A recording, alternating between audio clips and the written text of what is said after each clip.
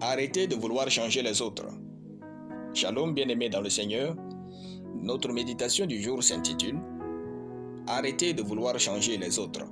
Nous tirons notre texte dans Matthieu chapitre 7, le verset 5, qui nous dit ceci. Hypocrite, ôte premièrement la poutre de ton œil, et alors tu verras comment ôter la paille de l'œil de ton frère. Alléluia. Quand je répondis à l'appel de Dieu, je pensais que c'était mon devoir de changer les autres. Après avoir prêché une année avec des signes dans mon milieu estudiantin, les gens changèrent.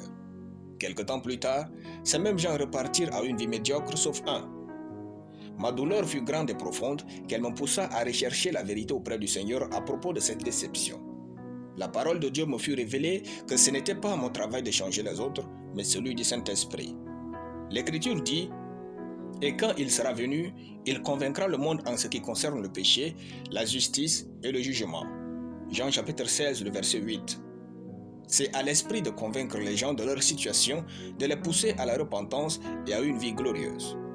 Bien-aimés, ce n'est donc pas votre travail de changer vos enfants, votre mari, votre femme, vos voisins, vos collègues et vos frères. Arrêtez de les fixer pour déterminer votre joie et votre comportement. Vous n'êtes pas l'auteur de leur vie plus que Dieu. Vous ne les aimez pas plus que Dieu. Occupez-vous de vous.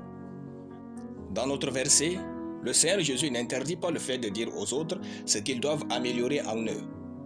Jésus reproche plutôt le fait de vouloir changer les autres autour de soi pour vivre et se sentir bien dans sa peau.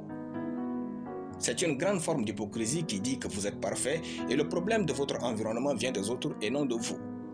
Raison pour laquelle Jésus dit « Hypocrite, ôte premièrement la poutre de ton œil et alors tu verras comment ôter la paille de l'œil de ton frère. » Si vous changez, ce monde va aussi changer.